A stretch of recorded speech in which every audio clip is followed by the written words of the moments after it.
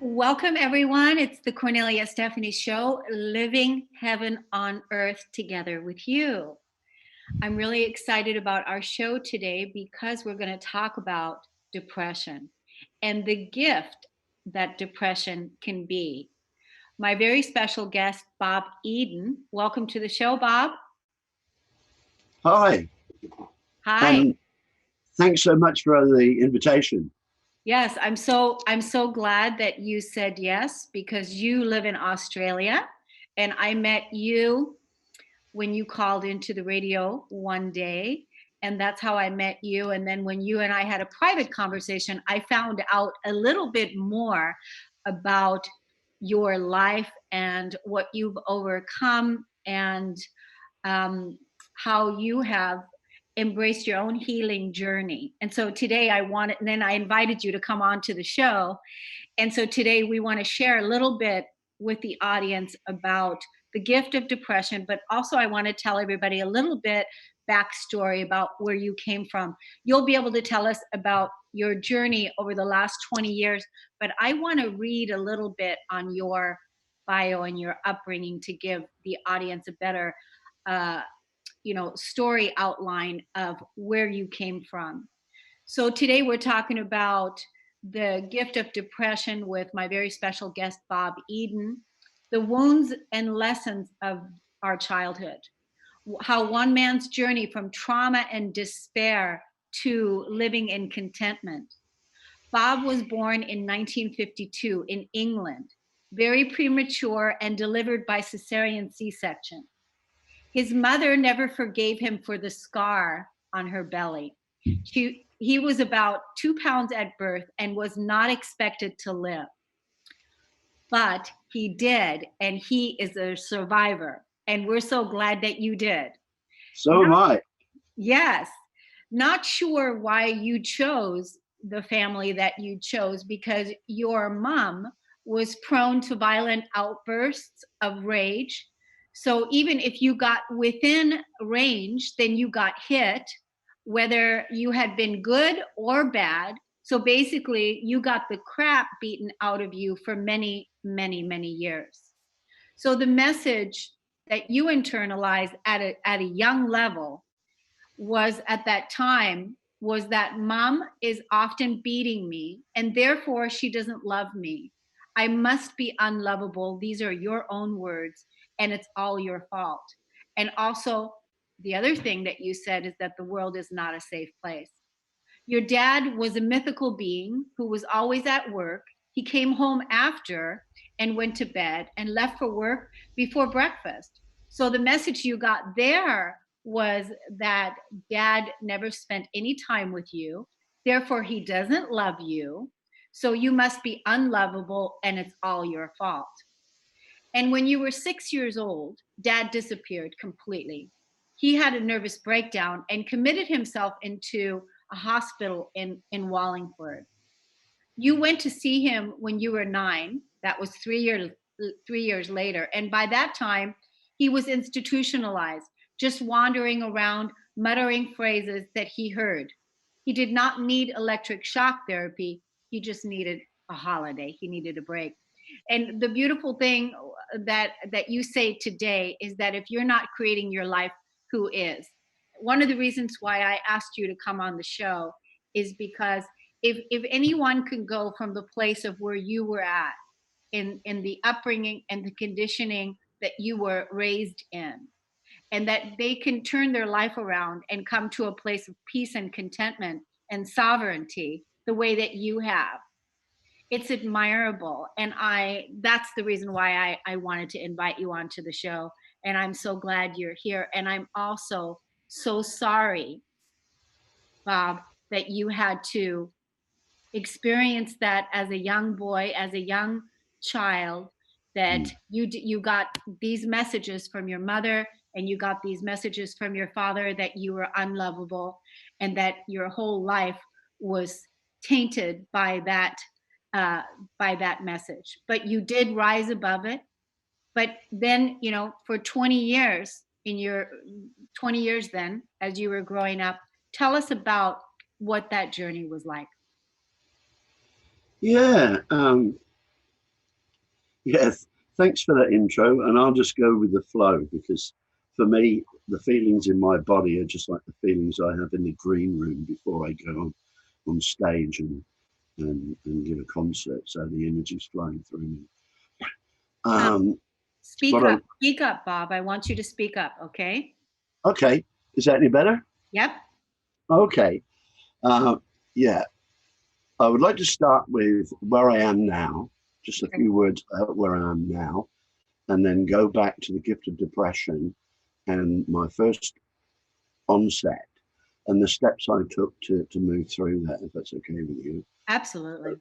So, where I am now is I believe we are all Sue, and that's SUE.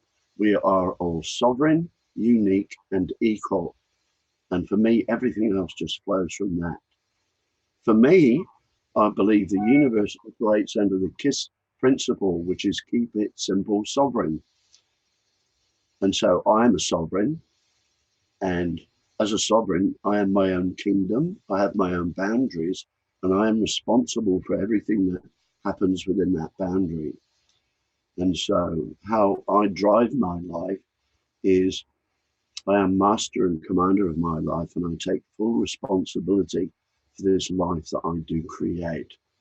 So, as master, I set my life purpose to be just to simply find my own truth. And how do I know what's my truth?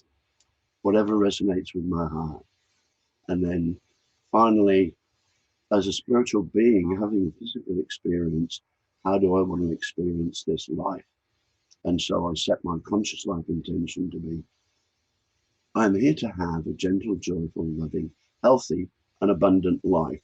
And that's how my life is unfolding. So that's where I've got to.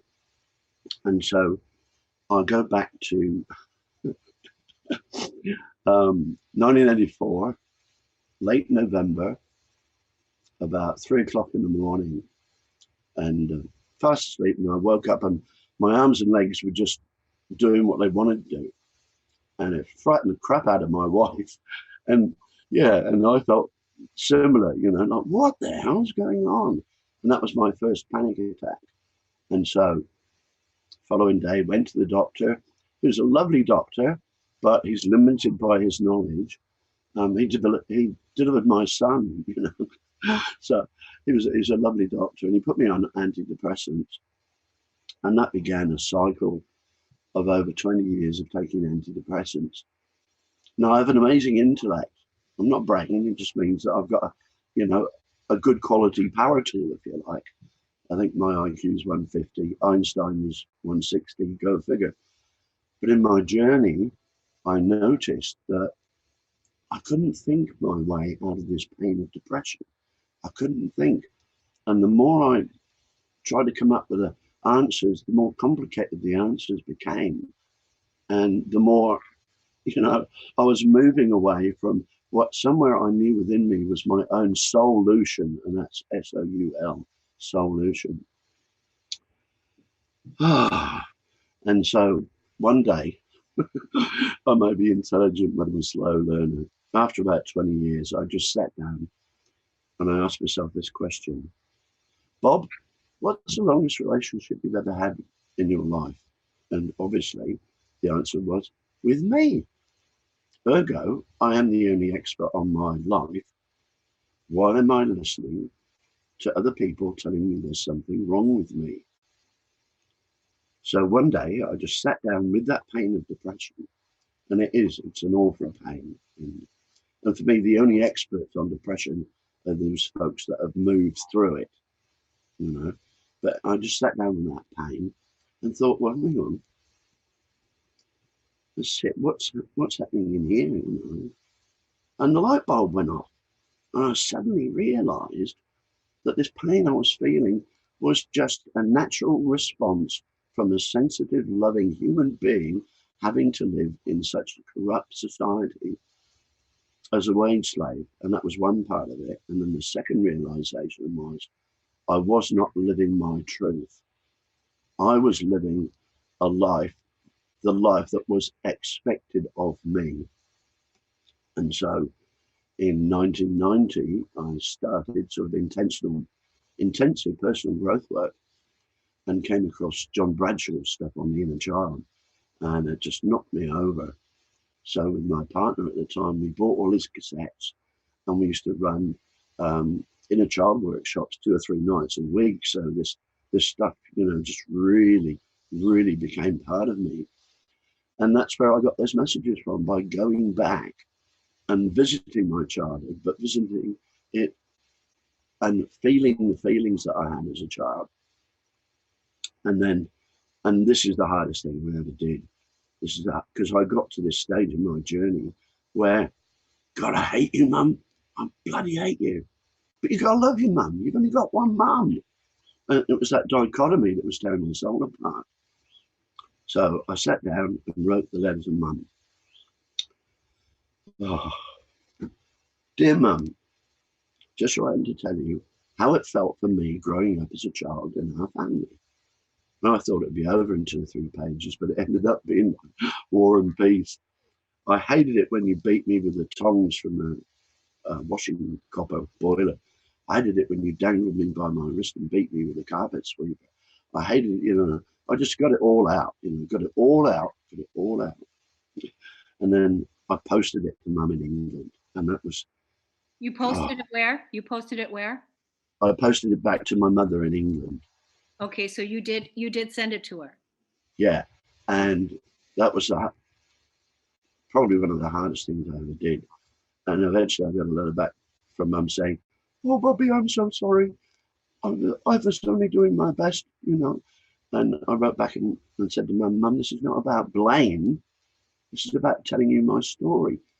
Tell me your story." So eventually I got a letter back from Mum. Basically, she was born in 1924 in Germany between the wars. The dad was an alcoholic. And Mum was very violent and a control freak. And she had a very abusive and dysfunctional childhood. And then again, the light bulb went off. I suddenly realized that, yes, Mum was doing her best, but all she was doing, she was just dumping on me what got dumped on her. And so by writing that letter back to Mum, I handed back the abuse. Now, for me, in Western society particularly, I believe we are all victims of victims. And if you don't hand it back, you pass it on. So by writing that letter, I actually broke the multi-generational cycle of abuse. And a couple of days later, I managed to phone Mum back in England, and she was back in hospital with a brand new occurrence of bowel cancer, 20 years apart. And I managed to get hold of her in hospital. And we spoke over the phone as mother and son, as 2 adults. And it was so beautiful, so beautiful. And then the following day she died. And it was, such a closure. And then I'm walking around like somebody's taking an elephant off my shoulders. But there's this niggle here. What's this niggle? Right, Dad, you bastard. So I got the notepad out and wrote a letter to Dad. He died, so I just wrote my story about, why didn't you spend any time with me, and I just put it in an envelope and put to Dad in heaven and burned it. And in that way, I handed back what was not mine, what got dumped on me. I didn't deserve it.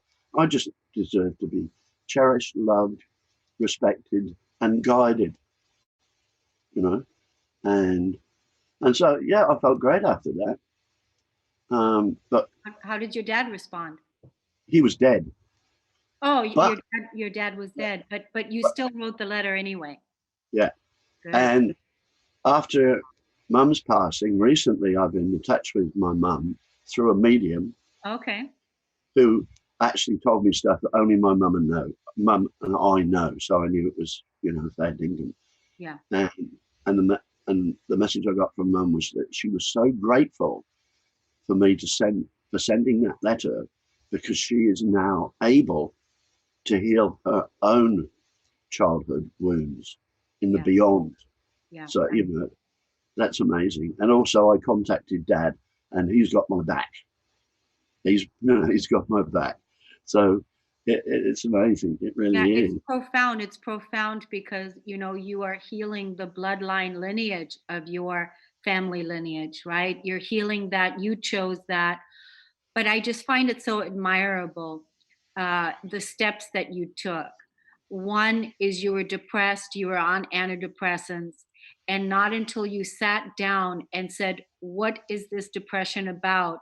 did you open Pandora's box, and did you discover, the layers and the layers and the layers, right, of what took place. And then, the John Bradshaw work and the inner child.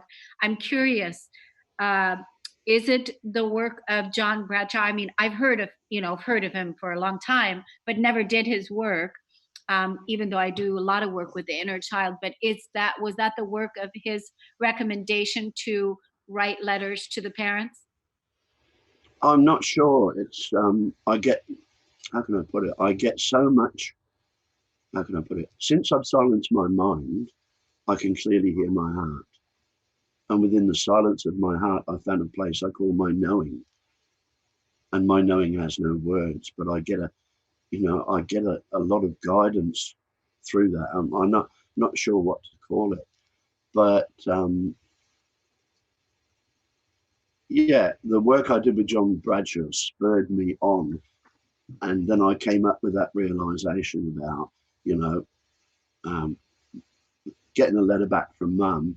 My heart knew that this was the right direction, although it was very painful. It's profound. It's profound healing work. It's really profound. It's intimate. It's like, talking to your soul, talking to yourself and finding out, and really honoring yourself to the core of what your experience was like. And you looked at the depression, what you were depressed about, because again, depression means that you're paralyzed and you can't move forward. You don't have any life force energy. You don't feel excited about life, but you looked at it and you went into it. You went into the eye of the storm and you healed yourself through it, Mm. through I've that. got, mm. There's another ingredient that I came across. Um, I've spent most of my adult life working in research, and it's no coincidence that my dogs are terriers, because I am a terrier. I like to gnaw down on the bone, and so I set my intellect to work during this period, and I compiled a database of the effects, and there's no side effects, the effects of all the antidepressants I've been taking, and they've all got one common denominator. They all produce feelings of anxiety, depression, and suicidal thoughts. And once I sort of absorbed that information, I thought, well, this is a no-brainer. These guys don't want cures, they want customers. You know, Taking antidepressants is just a self-fulfilling prophecy that's making billions for these guys. And I also, in my research, I have yet to find any psychologist or psychiatrist that claims to have cured anybody. But they never will, because for me, there is no such thing as mental illness.